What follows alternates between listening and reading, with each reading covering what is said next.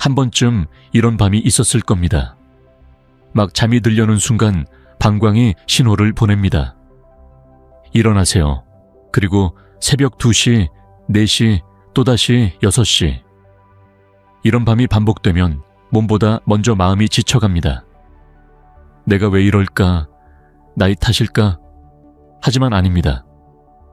단순한 노화나 물을 많이 마셔서가 아닙니다. 지금 당신의 몸은 조용히 구조 신호를 보내고 있습니다. 하루에 몇 번이나 화장실을 가시나요?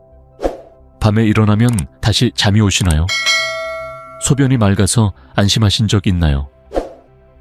이 3가지 질문에 예라고 답했다면 당신의 방광은 이미 피로 신호를 보낸 것입니다. 통계에 따르면 65세 이상 중 3명 중 1명이 야간뇨, 즉 밤마다 2회 이상 소변을 보기 위해 깨어나는 증상을 겪습니다. 그런데 놀랍게도 대부분은 병으로 인식하지 않습니다. 나이 들면 다 그렇지. 하지만 의사로서 말씀드립니다. 그건 몸의 경고입니다. 제가 진료했던 70세 여성 환자 한 분은 이렇게 말씀하셨습니다. 선생님, 밤마다 화장실에 가느라 하루 종일 피곤해요. 잠을 자도 잔 느낌이 없어요. 그분은 물도 줄여보고 저녁도 일찍 먹었지만 아무 소용이 없었습니다. 검사 결과 방광의 신호 조절 근육이 약해져 있었습니다. 쉽게 말해 물이 충분히 채워지기도 전에 몸이 잘못된 경보를 울리는 상태였죠. 이 문제는 단순히 불편함에 그치지 않습니다. 밤에 깨는 횟수가 늘면 혈압이 불안정해지고 기억력과 집중력도 떨어집니다. 더 나아가 낙상 위험까지 올라갑니다. 한밤중에 어두운 화장실을 찾아가다 다치는 노인 환자, 생각보다 많습니다. 그래서 저는 늘 이렇게 말합니다. 방광 건강을 지키는 건 단순히 소변 문제를 해결하는 게 아닙니다. 수명과 안전을 지키는 일입니다. 그렇다면 왜 이런 현상이 생길까요? 사실 원인은 아주 단순합니다. 몸의 수분 순환이 흐트러졌기 때문입니다. 물을 마시는 양보다 배출하는 타이밍과 경로가 더 중요합니다. 방광이 제 역할을 하지 못하면 신장은 과로하게 되고 몸은 밤에도 깨어있는 상태를 유지합니다. 이때 생체 리듬은 무너지고 피로는 누적되죠.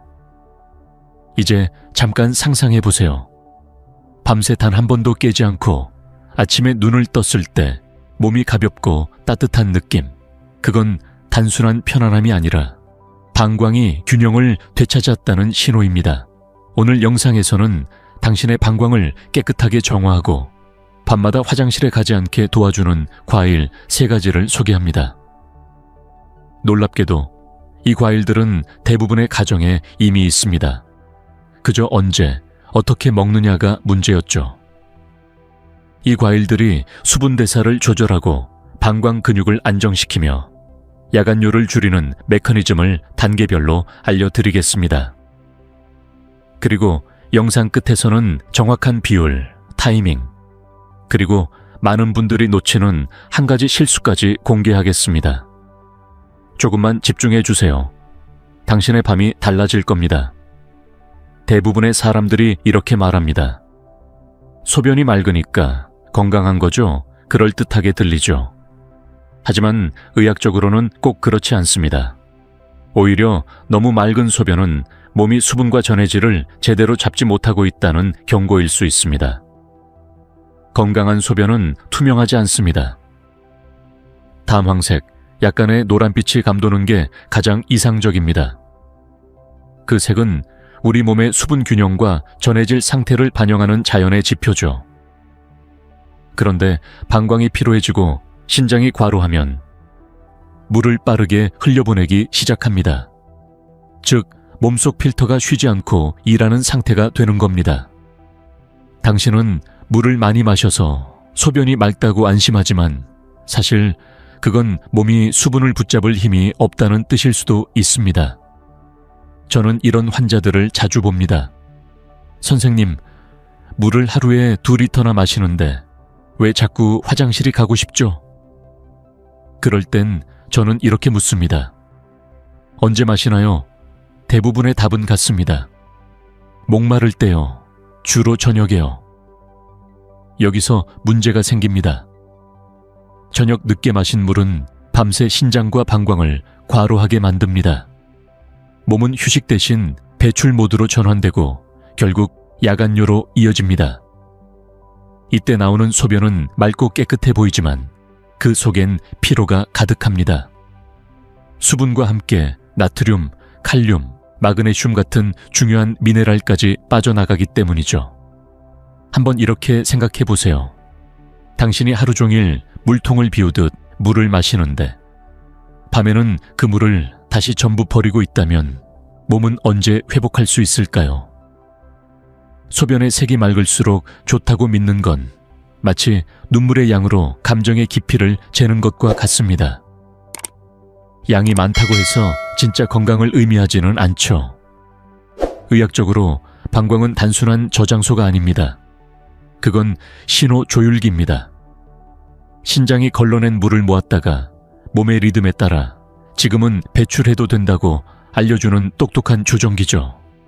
그런데 이 조율 기능이 약해지면 방광은 잘못된 타이밍에 신호를 보냅니다.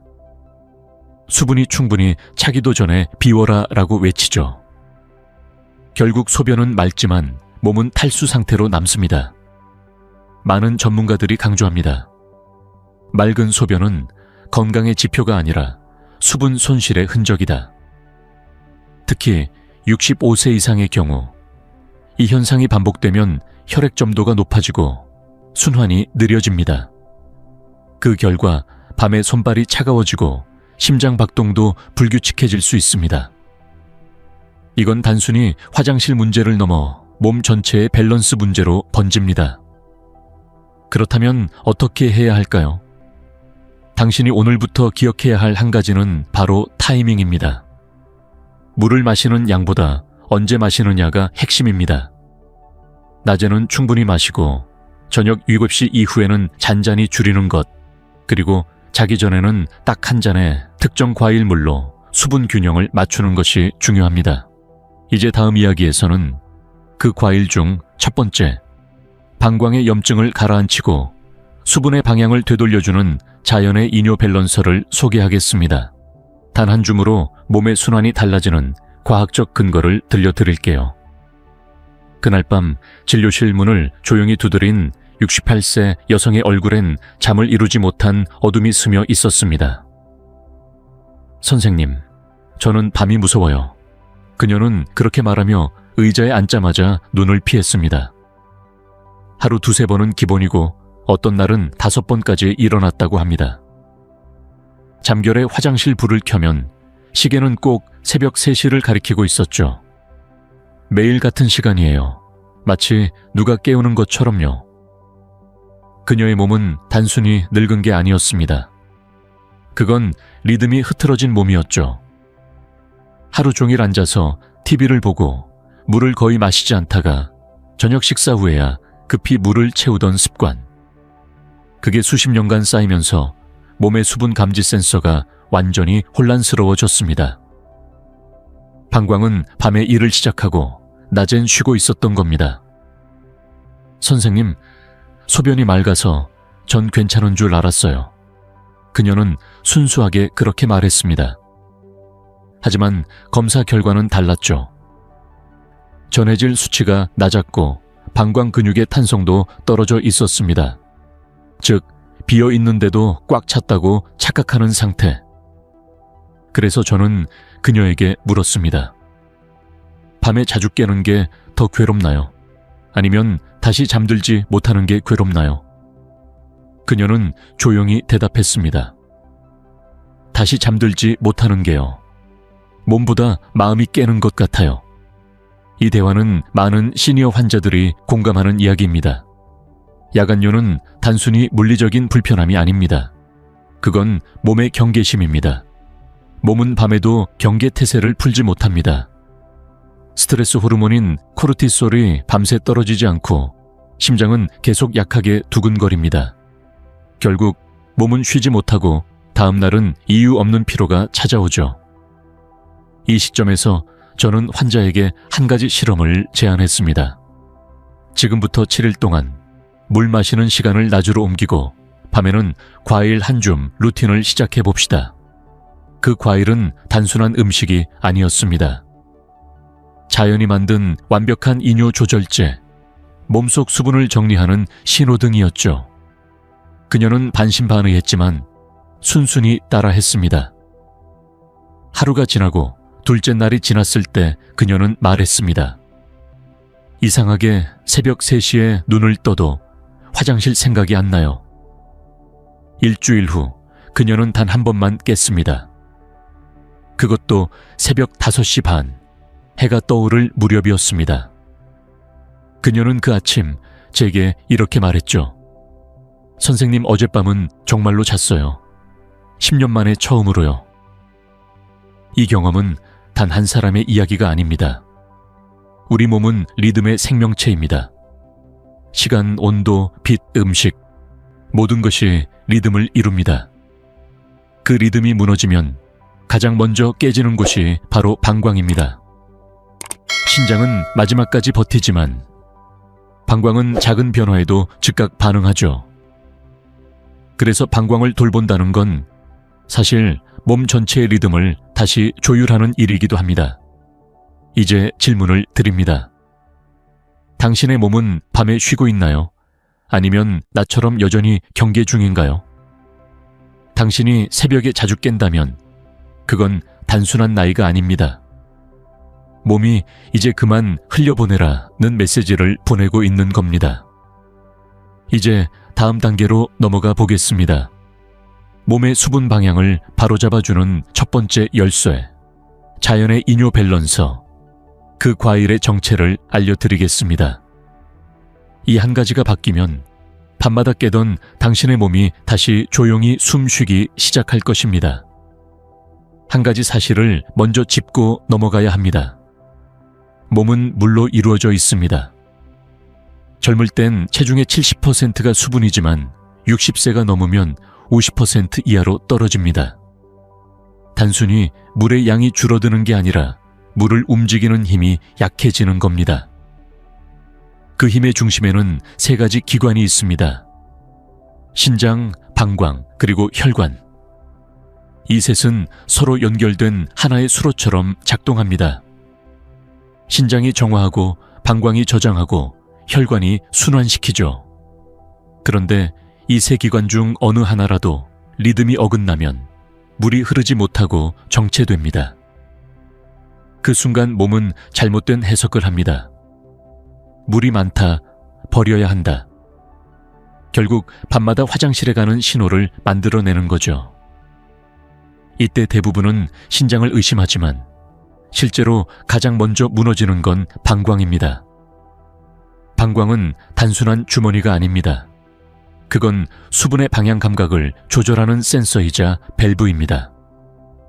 낮에는 열리고 밤에는 닫혀야 합니다. 그런데 이 밸브가 반대로 작동할 때 신장은 쉴 수 없고 몸은 계속 배출 모드로 돌입합니다. 즉, 몸이 밤낮을 혼동하는 상태가 되는 겁니다. 이런 흐트러짐의 첫 번째 원인은 염분 불균형입니다. 나트륨이 많다고 해서만 문제가 되는 게 아닙니다. 오히려 문제는 부족한 염분에 있습니다.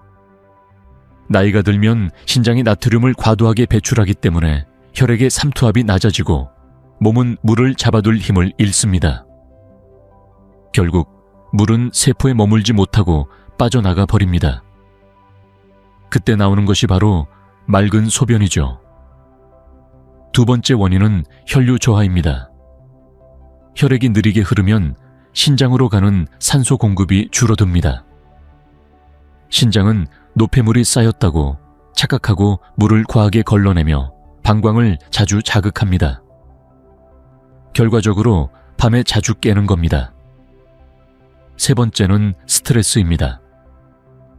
코르티솔 호르몬이 높은 상태에서는 신장이 수분을 저장하지 못합니다. 몸은 생존 모드로 바뀌고 필요 없는 것은 다 버려라는 명령을 내립니다. 그 명령의 첫 대상이 바로 소변입니다.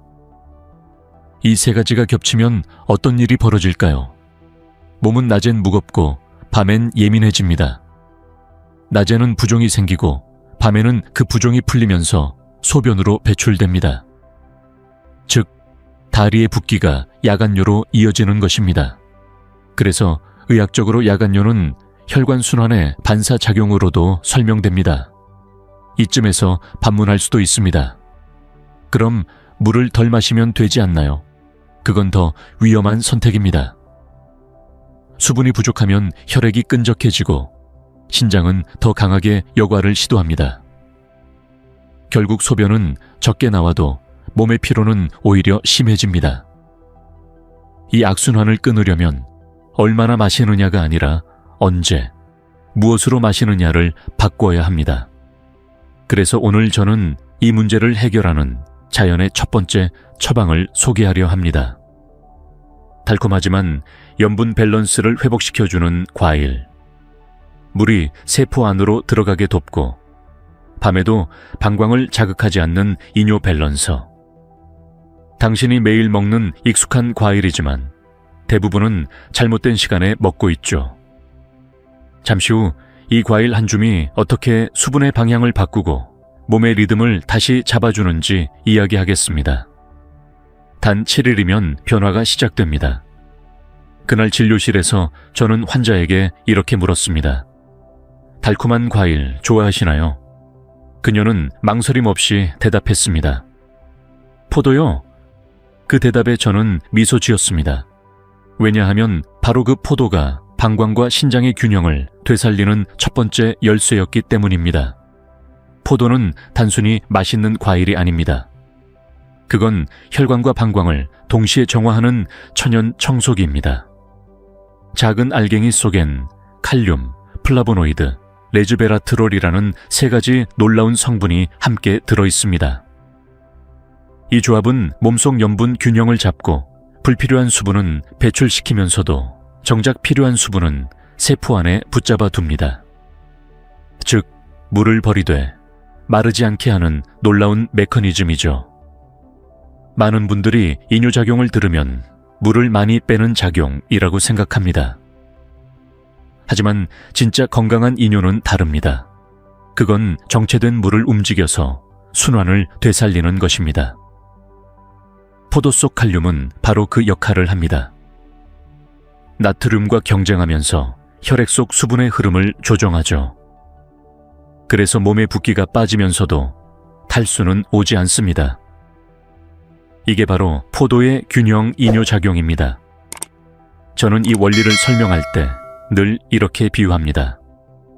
몸은 하나의 강이고 포도는 숨은 관리자입니다. 물이 막혀 고여 있으면 방광이 먼저 비명을 지르고 물이 너무 빠르게 흐르면 신장이 지칩니다. 그 균형을 맞추는 게 바로 포도입니다. 그렇다면 왜 밤마다 화장실과 연관이 있을까요? 포도는 낮 시간에 먹을 때 가장 효과적입니다. 특히 오전 10시, 오후 3시 사이 햇빛이 가장 강할 때 신장이 활발히 움직입니다. 이 시간대에 포도를 한 줌 섭취하면 신장이 여과를 마친 후 방광이 자연스럽게 휴식 모드로 전환됩니다. 결과적으로 밤에는 방광이 과도하게 차오르지 않게 되는 것이죠. 놀라운 건 실제 임상 실험에서도 나타납니다.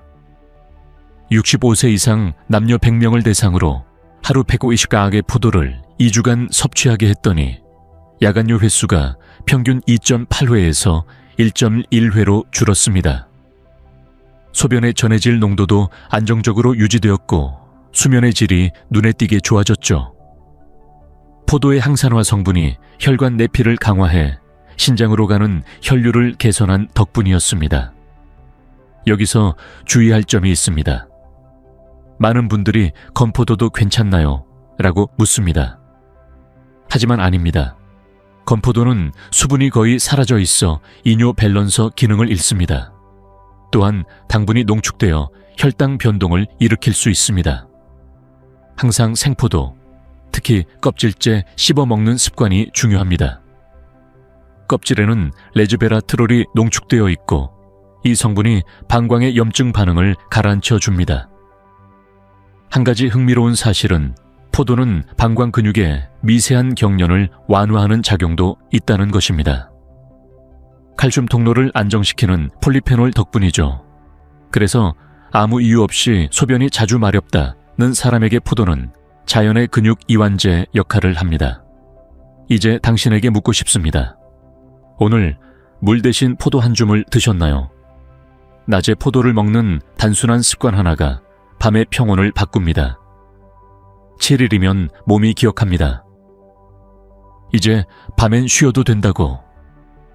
다음 이야기에서는 두 번째 과일, 몸의 안산도 pH를 조절해 방광 근육을 진정시키는 놀라운 비밀을 소개하겠습니다.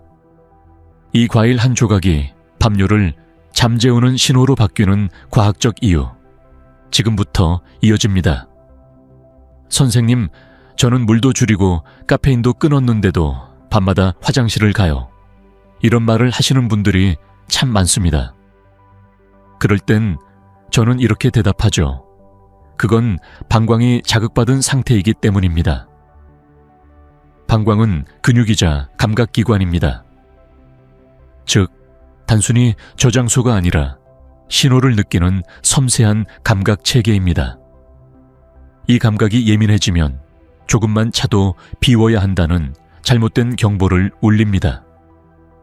그 경보를 잠재우는 방법은 약이 아니라 산도의 균형을 되돌리는 것입니다.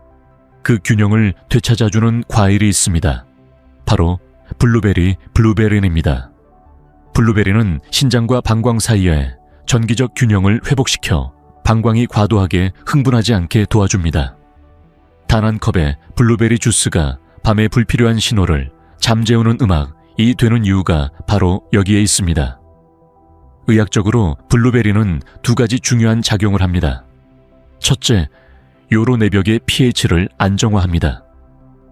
나이가 들면 방광벽 세포의 산화가 진행되며 산도 pH가 불안정해집니다. 이때 요가 약산성 쪽으로 치우치면 점막이 자극받아 염증 반응이 생기고 그 자극이 곧 밤요의 촉발 신호가 됩니다. 블루베리 속 안토시아닌은 이 산도 변화를 완화시켜 방광벽을 부드럽고 안정적으로 유지시켜 줍니다. 둘째, 세균 부착 억제 효과입니다. 특히 크랜베리와 함께 비교되는 이유가 바로 이 부분이죠. 블루베리의 폴리페놀은 방광 내벽에 세균이 달라붙는 것을 막습니다. 즉, 방광이 불필요하게 경계하지 않게 하는 역할을 합니다. 그 결과 밤에 깨어나는 횟수가 줄어듭니다. 한 연구에 따르면 65세 이상 여성 80명을 대상으로 매일 저녁 블루베리 100글 섭취하게 했을 때 야간요 빈도가 평균 2.3회에서 1.0회로 감소했습니다. 또한 수면 중 각성 호르몬 수치가 20% 가까이 낮아졌습니다. 즉, 몸이 경계 모드에서 회복 모드로 전환된 것이죠. 단 한 컵의 과일이 신경의 리듬을 되살린 셈입니다. 여기서 중요한 포인트가 있습니다. 많은 분들이 블루베리를 아침 공복에 먹습니다. 그러나 방광 건강에 가장 좋은 시간은 오후 오감시 전후입니다. 이때 섭취하면 밤의 방광벽의 산화 스트레스가 줄어들고 수면 중 소변 신호를 유발하는 신경 전달이 완화됩니다. 즉, 블루베리는 저녁 루틴 과일입니다. 아침이 아니라 밤의 평온을 위한 과일이죠. 하루 습관으로 추천하는 방법은 이렇습니다. 저녁 식사 후 1시간 뒤 차가운 물 한 잔 대신 블루베리 몇 알을 천천히 씹어 드세요. 씹는 과정에서 입안의 효소가 활성화되어 안토시아닌 흡수가 2배 이상 높아집니다. 또한 블루베리와 꿀 한 방울을 함께 섭취하면 흡수율이 더 좋아지고 혈당 급상승도 완화됩니다. 이제 당신에게 작은 과학적 질문을 던집니다. 밤에 방광이 깨어나는 건 단순히 물 때문일까요? 아니죠. 그건 신경의 착각입니다. 블루베리는 그 착각을 바로잡습니다. 몸에게 이렇게 말하죠. 이제 괜찮아. 자도 돼. 그리고 지금 이 영상을 보고 계신다면 잠깐 멈춰서 부모님을 떠올려 보세요. 밤마다 화장실을 가시느라 잠을 설치는 그분께 오늘 이 이야기 꼭 공유해 주세요. 그분의 밤이 오늘보다 고요해질 수 있도록. 첫 번째, 소프트 CTA. 이 영상이 부모님께 도움이 된다면 지금 바로 공유해 주세요. 이제 다음으로 넘어가 보겠습니다. 세 번째 과일, 필요한 혈류를 깨워 방광 주변 순환을 도와주는 붉은 힘, 적색 파이토케미컬의 비밀이 기다리고 있습니다. 몸이 나이를 먹으면 가장 먼저 느려지는 것은 피의 속도입니다. 피가 느려지면 산소가 부족해지고 신장은 더 강하게 펌프질을 시작하죠. 결국 방광은 계속 자극을 받습니다. 밤에 화장실을 자주 가는 이유 중 상당수가 사실은 혈류의 정체 때문입니다. 이때 순환을 깨워주는 열쇠가 있습니다. 바로 석류, 포메그라네이트입니다. 석류는 그 붉은 색깔 자체가 하나의 약입니다. 그 속에 들어있는 엘라그산, 안토시아닌, 그리고 플라보놀이 피를 묽게 하고 모세혈관을 확장시키며 신장과 방광으로 가는 산소 흐름을 원활하게 해줍니다.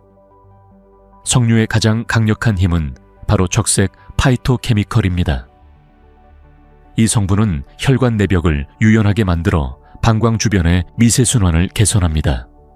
쉽게 말하면 물을 걸러주는 길이 넓어지고 부드러워지는 것입니다. 그 덕분에 방광은 더 이상 경직되지 않고 자연스럽게 신호를 보내고 멈출 수 있습니다. 실제로 하버드대 연구에서도 밝혀졌습니다. 하루 한 잔의 석류즙을 4주간 섭취한 고령자 그룹은 야간요 빈도가 평균 30% 이상 감소했고 소변 잔류감, 시원하지 않음, 호소율은 절반 이하로 줄었습니다. 이것이 바로 석류의 혈류 회복 메커니즘입니다. 또한 석류는 호르몬 밸런스에도 작용합니다. 에스트로겐 유사 성분이 포함되어 있어 여성의 경우 방광 점막의 탄력을 유지해주고 남성에게는 전립선 주변 순환을 개선해줍니다. 그 결과 양쪽 모두에서 밤뇨 감소 효과가 나타납니다. 이건 단순히 물을 덜 가는 문제가 아니라 몸이 다시 자연스러운 리듬을 되찾는 과정입니다. 제가 기억하는 한 남성 환자는 72세였습니다. 밤에 화장실 5번 가던 제가 요즘은 한 번도 안 갑니다. 그의 비밀은 단순했습니다. 석류즙 100ml를 저녁 식후 30분 뒤에 마시는 루틴. 그는 2주 만에 수면이 안정되었다고 말했습니다. 이건 우연이 아닙니다. 석류의 폴리페놀이 혈류 속 산화 스트레스를 줄이고 방광 근육의 미세 혈관을 회복시킨 덕분이죠. 하지만 주의해야 할 점도 있습니다. 석류즙은 공복에 마시면 위산을 자극할 수 있으니 식후 또는 저녁 7시 이후에 섭취하는 게 좋습니다. 그리고 인공 감미료가 들어간 제품보다 직접 짜낸 생석류나 100% 착즙 원액을 선택해야 합니다.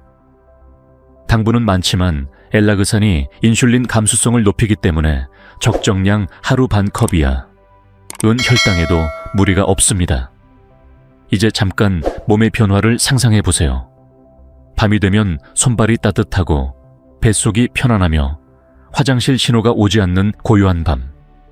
그건 기적이 아니라 순환이 돌아왔다는 증거입니다. 석류는 단순한 과일이 아닙니다. 그건 몸의 신호등을 다시 초록불로 바꿔주는 식물입니다. 붉은색이 의미하는 건 단순한 열정이 아니라 몸속 피의 흐름이 다시 살아났다는 메시지입니다. 이제 3가지 과일, 포도, 블루베리, 석류를 기억하세요. 이 셋은 각각 정화, 진정, 순환을 담당합니다. 세 방향이 한 줄로 연결되면 방광은 마침내 본래의 리듬을 되찾습니다. 하지만 여기서 끝이 아닙니다. 많은 분들이 여전히 오해하는 한 가지가 있습니다. 물을 많이 마시면 더 건강하다. 이 상식이 오히려 방광을 피로하게 만들 수 있습니다. 이제 다음에서 그 오해를 풀겠습니다. 물을 언제, 어떻게 마셔야 밤이 아니라 낮에 배출되게 할 수 있는지 지금부터 알려드리겠습니다. 우리는 평생 이렇게 배워왔습니다. 물을 많이 마셔야 건강하다. 병원에서도 뉴스에서도 건강 프로그램에서도 반복되죠. 하지만 이 문장에는 한 가지 빠진 단어가 있습니다. 언제? 물을 많이 마시는 건 중요합니다. 그러나 언제, 어떻게, 어떤 상태에서 마시느냐에 따라 그 효과는 천국과 지옥처럼 달라집니다. 특히 60세 이후라면 잘못된 수분 섭취 습관은 방광을 가장 먼저 무너뜨립니다. 우리 몸은 낮과 밤이 다릅니다. 낮에는 혈류가 활발히 돌며 신장이 일을 하지만 밤에는 순환이 느려지고 몸은 회복 모드로 들어갑니다. 그런데 이때 물을 많이 마시면 신장은 쉬지 못하고 방광은 과로하게 됩니다. 결국 야간뇨라는 결과를 낳는 거죠. 의학적으로 65세 이상 고령층은 신장의 농축 능력이 20% 이상 감소합니다. 즉, 낮과 밤의 구분이 점점 희미해지는 것입니다. 낮 동안 충분히 마시지 않으면 몸은 저녁과 밤에 급히 수분을 흡수하려 하고 그 결과 밤새 소변을 만들어냅니다. 제가 진료 중 자주 듣는 말이 있습니다. 선생님, 저녁에 목이 말라서 물을 많이 마셔요. 그럴 때 저는 이렇게 말합니다. 그건 몸이 낮 동안 목말랐다는 신호예요. 낮에 물을 충분히 공급받지 못한 몸은 밤이 되어야 그 부족분을 채우려 합니다. 결국 그 물은 제대로 쓰이지도 못하고 밤새 몸 밖으로 빠져나가죠. 여기서 중요한 건 리듬의 회복입니다. 즉, 물을 마시는 타이밍을 되돌리는 것이죠. 가장 이상적인 수분 루틴은 다음과 같습니다. 기상 직후 미지근한 물 200ml, 순환 시작 신호 오전 10시, 물 300ml, 신장력과 활성화 점심 30분 전, 물 200ml, 소화 촉진 오후 3시, 물 300ml, 피로 해소 및 혈류 개선 저녁 6시 이후, 한 번에 많은 양 금지 저녁 8시 이후, 한 모금씩 천천히 갈증 완화용만 이 루틴을 7일만 지켜보세요. 대부분의 사람들이 말합니다. 밤에 깨지 않았어요. 이건 기적이 아니라 몸이 제 시간에 물을 기억한 결과입니다. 물의 온도도 중요합니다. 찬물은 일시적으로 갈증을 줄이지만 방광 근육을 수축시켜 오히려 자극을 유발합니다. 따뜻한 물 혹은 산곤의 물이 가장 이상적입니다. 특히 저녁 이후엔 따뜻한 과일수 형태가 좋습니다. 예를 들어 포도 몇 알과 블루베리 한 줌을 으깨서 미지근한 물에 넣어 두었다가 잠들기 1시간 전에 천천히 마시는 것.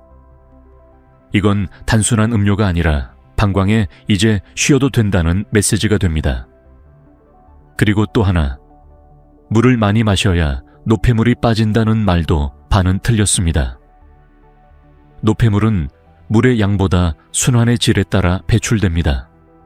즉, 움직임이 없는 상태에서 물을 많이 마시면 오히려 부종이 생기고 신장은 과로하게 됩니다.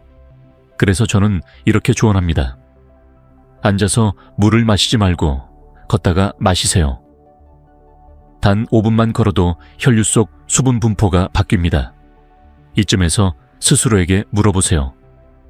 나는 오늘 언제 물을 마셨는가? 그 시간이 낮이었나요? 아니면 밤이었나요? 이 답이 당신의 방광 건강을 결정합니다. 이제 다음으로 넘어가 보겠습니다.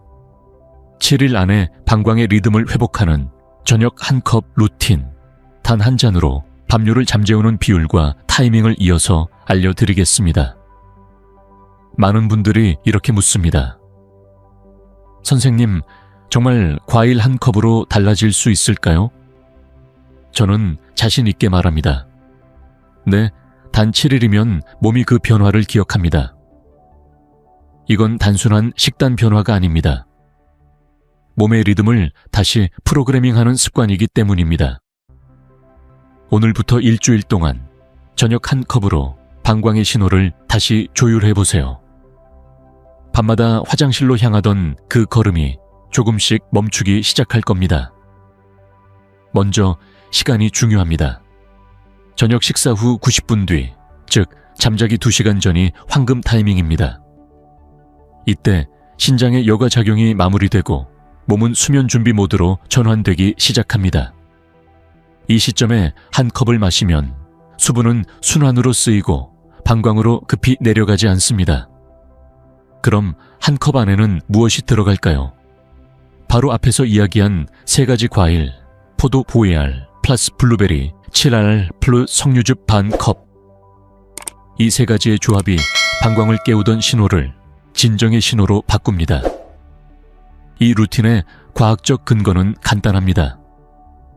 포도는 칼륨 밸런스를 맞추어 수분 배출을 정리하고, 블루베리는 pH 안정 작용으로 방광벽의 자극을 줄이며, 석류는 순환 회복으로 방광 근육에 산소를 공급합니다. 이 3가지가 만나면 신장은 과로를 멈추고 방광은 이제 괜찮아 라는 신호를 받습니다. 그 순간 당신의 몸은 밤의 리듬을 되찾기 시작하죠. 첫째 날 큰 변화는 느껴지지 않을 수도 있습니다. 하지만 셋째 날 다리가 덜 붓고 잠에서 깼을 때 피로감이 줄어듭니다. 다섯째 날 새벽에 눈을 떠도 화장실 생각이 덜 납니다. 그리고 7째 날 하룻밤을 온전히 잤다는 걸 깨닫게 됩니다. 그때 느껴지는 건 단순한 편안함이 아니라 몸이 나를 다시 믿기 시작했다는 감각입니다. 여기에 추가로 도움이 되는 2가지 포인트가 있습니다. 첫째, 온도. 차갑게 마시지 마세요. 미지근한 상태, 1000에 가까울수록 신경계가 안정됩니다. 찬물은 방광벽을 수축시키고 배출 신호를 자극하기 때문입니다. 둘째, 호흡. 한 컵을 마실 때 급히 삼키지 말고 숨을 고르며 천천히 삼키세요. 이 단순한 호흡이 부교감 신경을 자극해 방광의 긴장을 완화시킵니다. 단 1분의 호흡이 하룻밤의 평온으로 이어집니다. 저는 수많은 환자에게 이 루틴을 처방했습니다. 70대 남성, 당뇨로 인해 밤마다 3번씩 깨던 분이 이 방법으로 10일 만에 한 번으로 줄었습니다.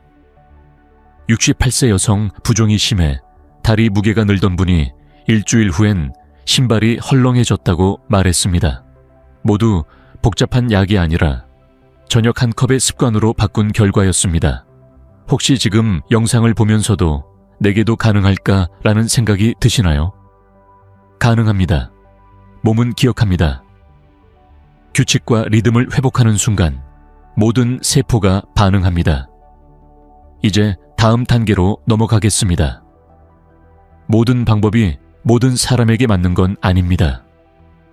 특히 특정 질환이나 약을 복용 중인 분들은 주의해야 할 점이 있습니다. 다음 섹션에서 이 루틴을 적용하기 전 반드시 알아야 할 주의사항과 금기사항을 알려드리겠습니다. 모든 좋은 습관에도 적용의 조건이 있습니다. 아무리 자연식이 몸에 좋다 해도 모든 사람에게 똑같은 효과를 주는 건 아니죠.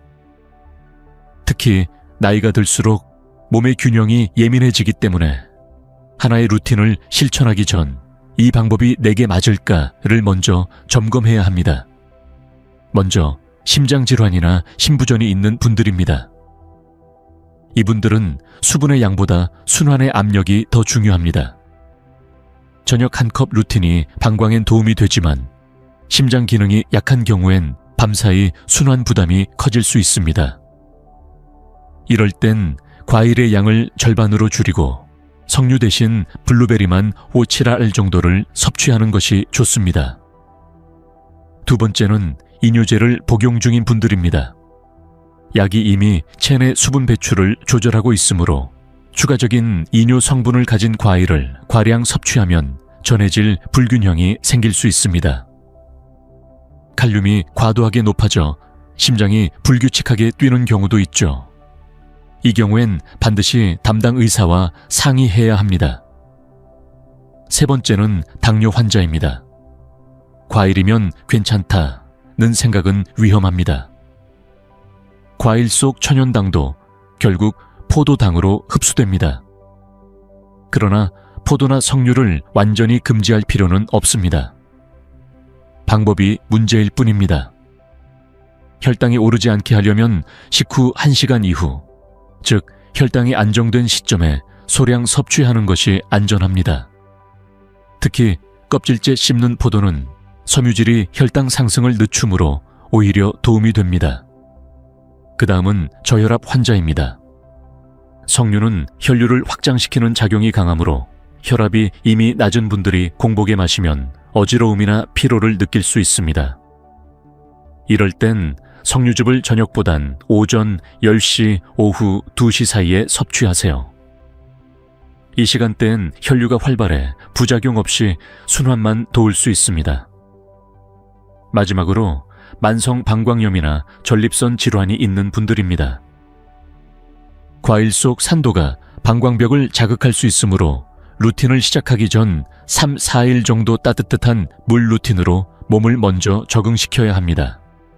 즉, 저녁 1컵 대신 미지근한 물 150ml 플러스 블루베리 3알 정도로 시작해 몸의 반응을 확인하세요. 통증이나 불편감이 없다면 그때 비율을 천천히 늘리면 됩니다. 여기서 기억해야 할 핵심은 이 루틴이 치료법이 아니라는 점입니다. 그건 회복의 리듬을 되돌리는 습관일 뿐입니다. 몸은 의외로 정직해서 무리하지 않아야 비로소 스스로 회복합니다. 무엇을 더 하느냐보다 어떻게 줄이고 조절하느냐가 관건입니다.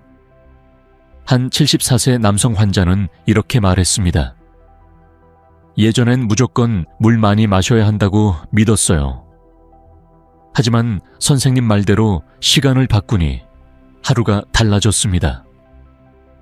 그는 심장 질환이 있었지만 의사와 상의 후 포도 3알 루틴으로 시작했습니다. 결과는 놀라웠습니다. 2주 만에 밤류가 절반 이하로 줄고 혈압도 더 안정적이 되었습니다. 몸은 늘 변화를 원하지만 그 변화가 무리 없는 리듬일 때 가장 잘 반응합니다. 이제 당신 차례입니다. 지금 당장 실천할 필요는 없습니다. 오늘 들은 내용을 천천히 떠올리세요. 당신의 몸이 어떤 신호를 보내는지, 어디서 균형이 깨졌는지, 그걸 이해하는 순간부터 회복이 시작됩니다. 다음 섹션에서는 이 모든 원리를 실제로 적용할 수 있는 7일 회복 계획표, 하루하루 어떻게 실행해야 하는지 단계별로 안내해 드리겠습니다. 지금까지 들은 이야기들이 머릿속에서 복잡하게 얽혀 있을 겁니다. 포도, 블루베리, 석류, 타이밍, 온도, 루틴.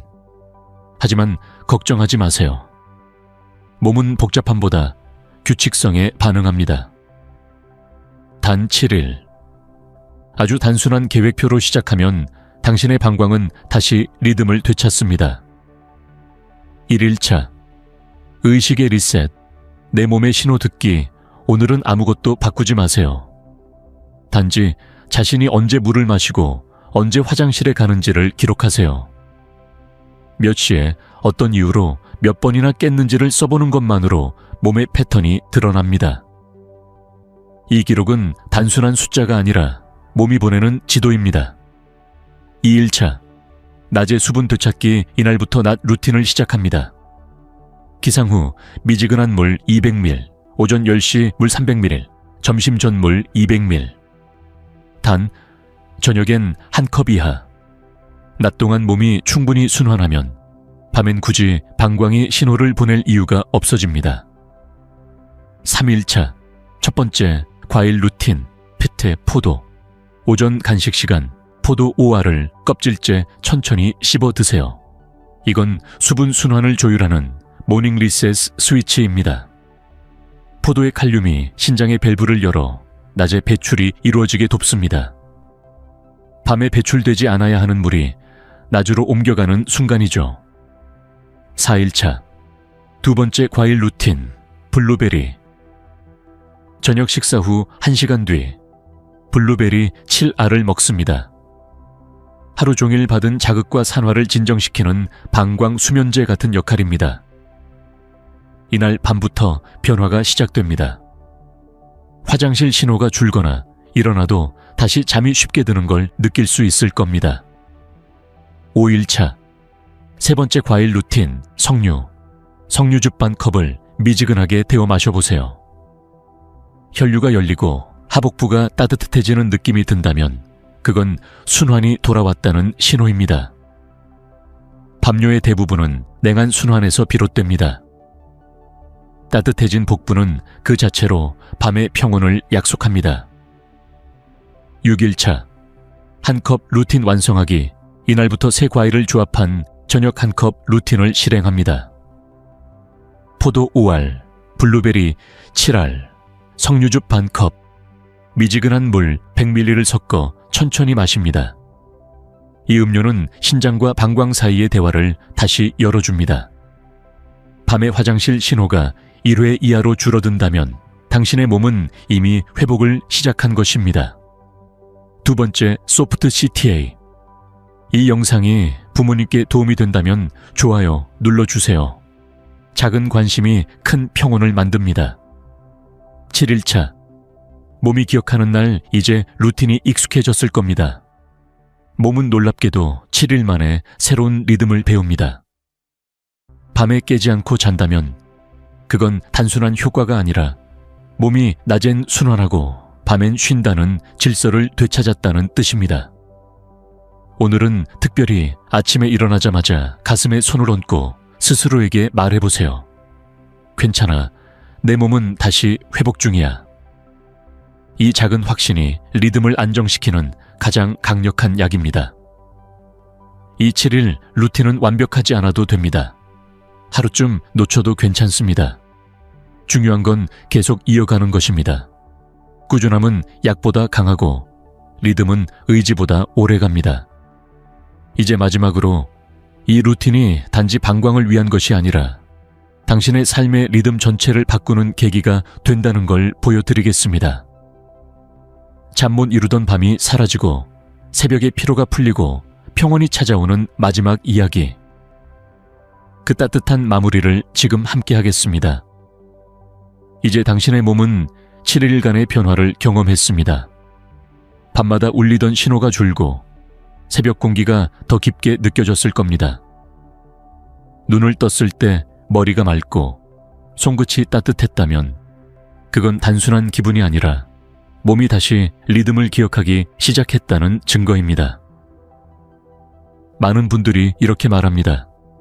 선생님, 이 나이에 회복이 가능할까요? 그럴 때마다 저는 미소를 짓습니다. 왜냐하면 몸의 회복은 나이가 아니라 리듬의 문제이기 때문입니다. 심장이 뛰고 숨이 이어지는 한 몸은 언제든 다시 배워나갈 수 있습니다. 오늘 당신의 몸이 보낸 작은 평온이 그 첫 번째 수업입니다. 한 할머니 환자분의 이야기를 기억합니다. 선생님, 저는 이제 새벽에 깨도 화장실 생각이 안 나요. 그냥 다시 눕고 잠이 들어요. 그분의 눈가에는 오랜 불면이 사라진 흔적처럼 잔잔한 미소가 피어 있었습니다. 그 미소가 말해줍니다. 몸이 쉬는 법을 다시 배웠다는 걸. 이 루틴의 핵심은 단순합니다. 무엇을 더하는 게 아니라 몸의 순서를 되돌리는 것.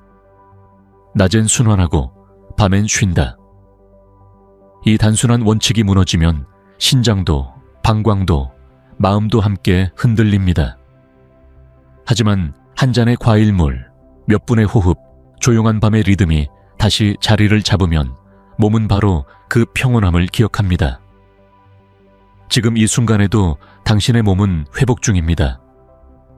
포도는 여전히 염분 균형을 맞추고 블루베리는 신경의 산도를 다독이며 석류는 미세한 혈류를 열고 있습니다. 이건 음식이 아니라 당신의 의지가 만든 회복의 흐름입니다. 그리고 기억하세요. 밤에 깨지 않고 잔다는 건 단순한 편안함이 아니라 몸이 나를 다시 믿기 시작했다는 의미입니다. 그 신뢰가 깊어질수록 몸은 스스로를 회복시키는 힘을 키웁니다. 그게 바로 노년의 진짜 건강입니다. 약으로 억누르는 평온이 아니라 리듬으로 되찾는 평온. 이제 당신에게 마지막 제안을 드립니다. 오늘 밤 잠들기 전 이렇게 해보세요. 조용히 눈을 감고 한 모금의 미지근한 물을 마신 뒤 스스로에게 속삭이세요. 오늘 하루 내 몸은 수고했어. 이제 푹 쉬자. 그 말 한마디가 당신의 신경계를 이완시키고 방광의 긴장을 풀며 수면의 문을 열어줍니다. 당신의 나이는 숫자가 아닙니다. 그건 리듬의 단계입니다. 젊은 몸은 속도를 배우지만 성숙한 몸은 균형을 배웁니다. 그 균형을 되찾은 지금, 이제 당신의 하루가 달라질 겁니다. 마지막으로 부탁드립니다. 이 7일 루틴을 시도해 보셨다면 댓글에 이렇게 남겨주세요. Day 17 챌린지 시작. 그 한 줄이 누군가에게 용기가 되고 당신에게는 약속이 됩니다. 함께 시작하고 함께 변화를 나누는 순간, 그게 진짜 회복의 출발점입니다. 지금까지 들으신 이야기가 당신의 밤을 조금 더 평온하게 만들었다면 오늘 이 영상을 부모님께, 친구에게 혹은 자신에게 선물하세요. 늦지 않았습니다. 몸은 언제나 회복을 기다리고 있습니다.